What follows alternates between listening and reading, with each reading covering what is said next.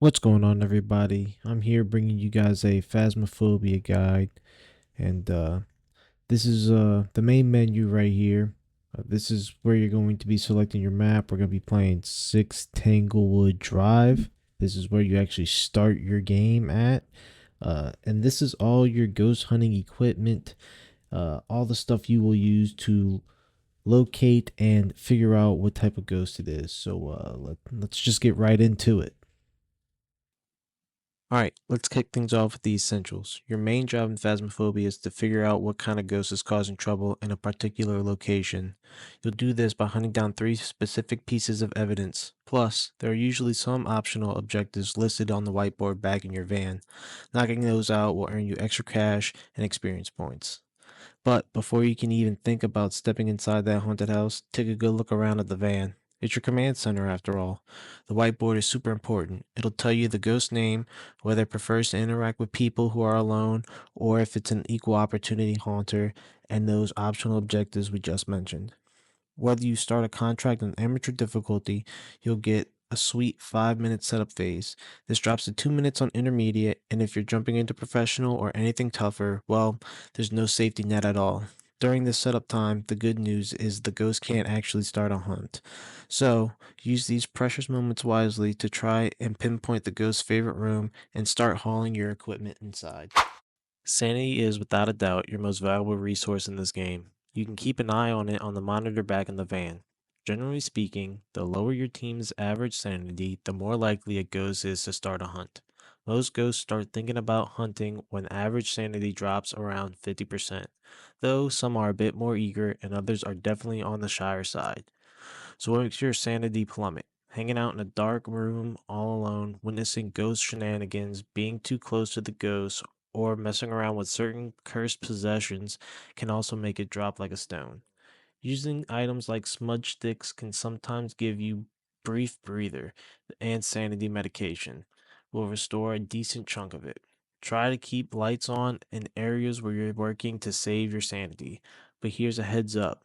Too many lights on could trip the breaker and everything goes dark. Managing your sanity well is key to controlling the investigation and, staying alive. The ghost isn't just chilling everywhere at once. It has a specific room it likes to call home, its main haunting ground. This is where it'll spend most of its time and where you'll dig up most evidence. Your number one priority when you start is to find this room. How do you do that? Your trusty starter thermometer and EMF reader are your best buddies here. As you sweep through the location, the ghost room will usually be noticeably colder than other rooms. If your thermometer reads below 1 Celsius or you suddenly see your own breath fog up, that's a huge clue. The EMF reader, on the other hand, picks up paranormal activity. If the ghost interacts with something, like throwing an object, touching a door, or flicking a light switch, the EMF reader will spike. Listen out for these interactions too, a door creaking open by itself, an object clattering to the floor, or those unnerving disembodied footsteps. Once you think you found the room, try a couple of these signs to confirm it. Then it's time to bring in the rest of your equipment. Every ghost in Phasmophobia, with one very sneaky exception we'll get to later, leaves behind 3 distinctive types of evidence. Your mission is to find these 3 clues and then use your journal to figure out what ghost you're dealing with. Let's break down what you're looking for.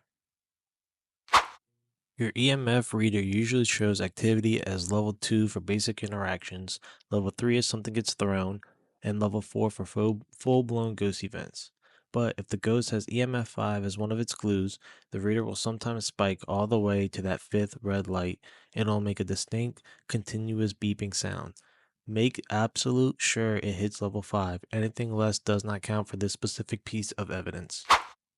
The spirit box is a nifty device that lets you try and talk to the ghost. Big rule here, the lights in the room you're in must be off.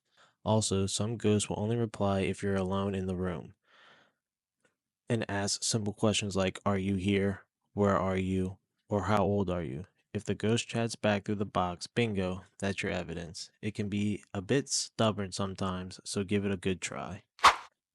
Some ghosts are messy and leave handprints or fingerprints on doors they've touched, light switches they flipped, or windows they've knocked on. You can only see these with a UV light or by waving a glow stick over the surface. These fingerprints aren't permanent though. They usually fade after about 2 minutes, so be quick to check after you notice interaction. Ghost orbs look like little floating specks of light, and here's the catch. You can only see them through a video camera that has night vision turned on, or through a head mounted camera. You can set up a camera in the suspected ghost room, or just sweep the room with your one in your hand, and then watch the feed either from the van or the camera's little screen. Ghost orbs are almost always found in the favorite room. Just place an open ghostwriting book down in the room you think the ghost is haunting. If ghostwriting is one of its evidence type, it might decide to scribble or draw something in the book.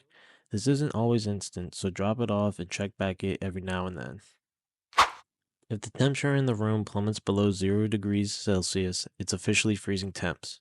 You'll actually see your breath fogging up in the air, and the thermometer will back you up with a chilling reading. Just make sure your breaker is on, because if it is tripped on a snowy map, you might see your breath everywhere, which can be misleading. Dots projectors shoot out a grid of green laser dots. If dots is an evident type for your ghost, you might catch a quick glimpse of a silhouette, the ghost itself, running or even crawling through that laser grid. You can spot this with your own eyes or by watching through a video camera. As you discover each piece of evidence, make sure to log it in your journal. Doing this will automatically filter down the list of possible ghost types, making that final identification a whole lot easier. You'll start out with a basic set of tools, and remember, you can only carry 3 at a time, so choose what you bring inside carefully for each trip. A good rule of thumb is to carry a light source, an evidence gathering tool, and if it hunts or becomes a real threat, something to protect or quick escape. A hunt is when things get real. The ghost physically shows up and can, well, end your investigation permanently. This is phasmophobia at its most heart pounding. Run and hide. Don't just try to sprint away in a straight line unless you're absolutely sure you can break its line of sight fast. Your best bet is to find a hiding spot. Closets and lockers are prime real estate, but even ducking behind some furniture can save you. The trick is to get out of the ghost's view. Once you're hidden, turn off your flashlight and any other electronic gear you're holding. And most importantly, do not talk. The ghost can hear you and it's drawn to an active electronic.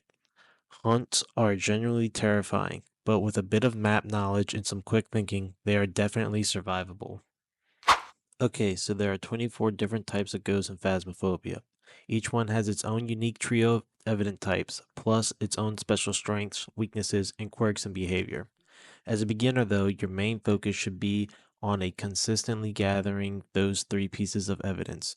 Your in game journal has info on every ghost type, and that will become your best friend as you get more experience. That was a lot to take in, but now you're officially armed with the core knowledge to go out there and face your fears. If this guide helps you survive your first few haunted houses and makes you feel like a more confident investigator, please consider exercising that like button and subscribing for more Phasmophobia content.